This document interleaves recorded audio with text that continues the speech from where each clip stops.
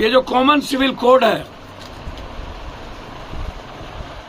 आदिवासी जो अपने सामाजिक आधार का एक नियम बनाए हुए हैं जीने का, हम इसको कहते हैं कॉमन सिविल कोड।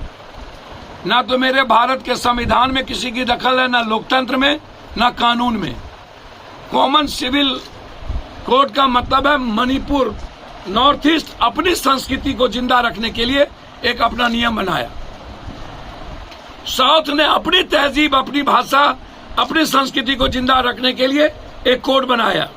मुसलमानों ने अपनी तहजीब और अपनी इस्लामिक संस्कृति को जिंदा रखने के लिए सामाजिक कोड बनाया। ये कानून में दखल नहीं दिया। आप हमेशा जब चुनाव आता है तो ऐसी उत्तेजना चीजों को नफरत का आधार बनाने के लिए, अब आप 2024 पर आप हिंदू मुहैया करेंगे। यदि ये बीजेपी गोधरा ना कराई होती, पुलवामा ना कराई होती,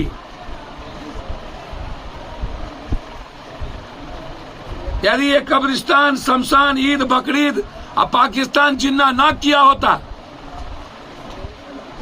और अब फिर एक नई योजना, तो इस जन्म में ये कभी चुनाव ना जीते। और अमित शाह जी, आपको बहुत शौक है 40 का 40 सीट जीतने की। हम आपको एज ए छोटा भाई विनम्रता के साथ आग्रह करते हैं। सौहार्द में हम पूर्णिया, मधेपुरा, सहरसा, अररिया, खगड़िया, आप आइए, जहां चुनाव लड़ना हो आप चिन्हित कर लीजिए। हम आपके साथ चुनाव लड़ने को तैयार हैं। आप जीत जाइए तो हम आजीवन संन्यास ले लेंगे। हम अमित शाह जी को निमंत्रण देते हैं। 40 का 40 सीट जीतेंगे। हम इनको पूर्णिया से निमंत्रण देते हैं आने के लिए। हम इसको अररिया से निमंत्रण देते हैं आने के लिए। हम इनको खगड़िया से निमंत्रण देते हैं आने के लिए। आए, कोसी सीमांचल का जो सीट चुनना हो नरेंद्र, वो चुन लें। उनको शौक है ना 40 सीट का जीतने का।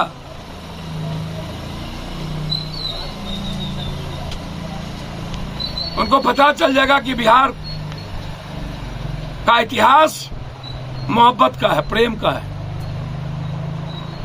और झूठ की ठेकेदारी दुनिया के इतिहास में नरेंद्र मोदी जी से ज्यादा यूनिवर्सिटी किसी की नहीं होगी।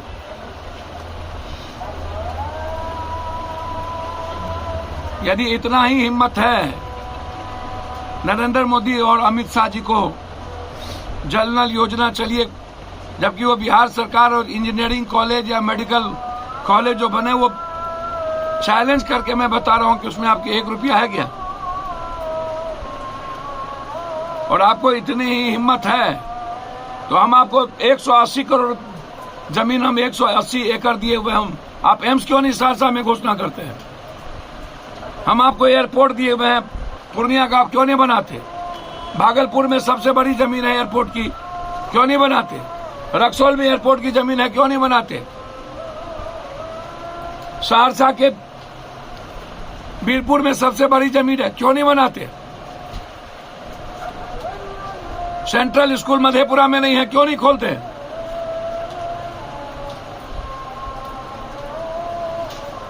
नौ सालों के अंदर आपकी एक उपलब्धि, 10,000 करोड़ रुपया आपने कह के गए कि हम बाढ़ से निजात के लिए हम इस इलाके को देंगे।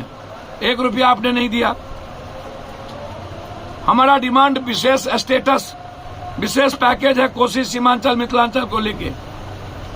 आपने जब विशेष राज ही नहीं दिया, विशेष पैकेज ही नहीं दिया, तो विशेष स्टेटस कहां से देंगे?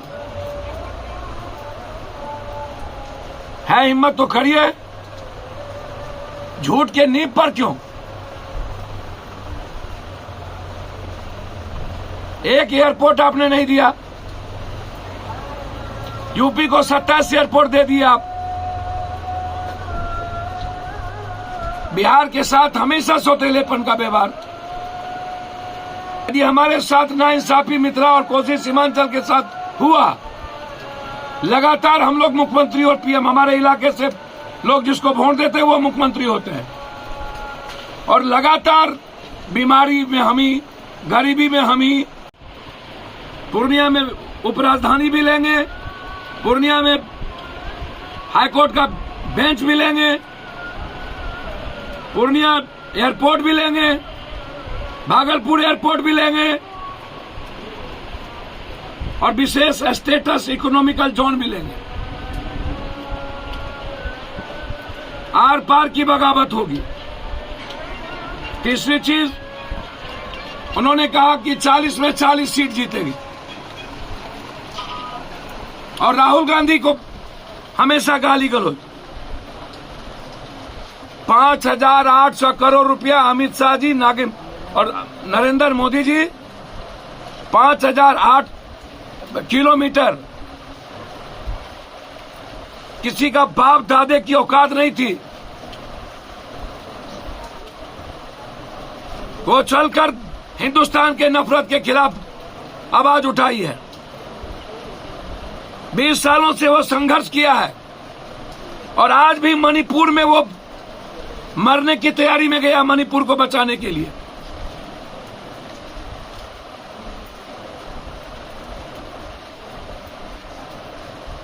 यदि कुछ है ही नहीं तो हमेशा राहुल राहुल राहुल, विपक्षीय एकता, भ्रष्टाचार विपक्ष का नींव।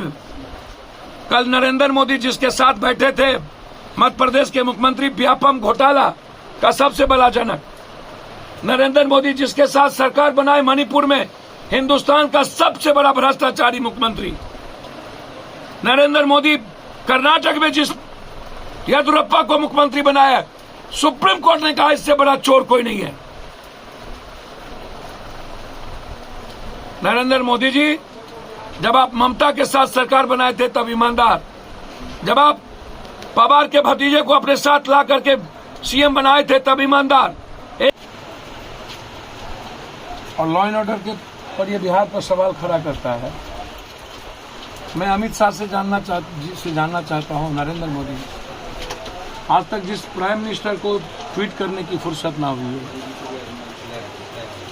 और हिंसा और मणिपुर को खत्म करने में सबसे बड़ी भूमिका बीजेपी की,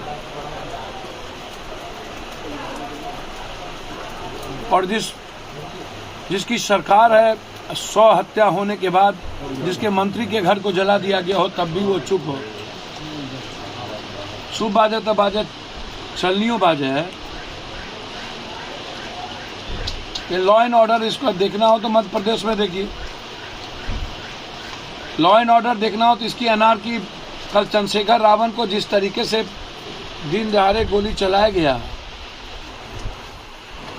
और जिस तरीके से एक मुख्यमंत्री एक स्वजातीय को छोड़कर सबको मरवाने की जो लंबी फिरहस्त लगी हुई है, क्या वो लॉ एंड ऑर्डर है क्या? हम अमित शाह जी से जानना चाहेंगे कि 17 सालों में आपकी ही डबल इंजन की सरकार थी ना, फिर क्या हुआ? आप जो आज बिहार के लॉ एंड ऑर्डर के सवाल पर बोल रहे हैं, मुख्यमंत्री नीतीश कुमार ही थे ना। जो हालात हैं, जो परिस्थितियां हैं,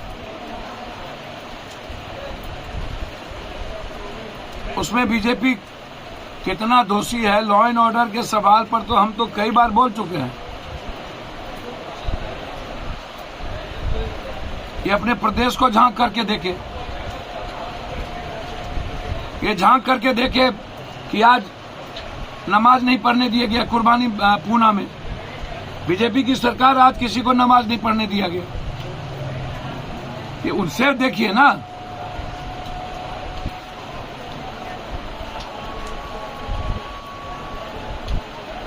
और दूसरी चीज जहां तक सवाल है,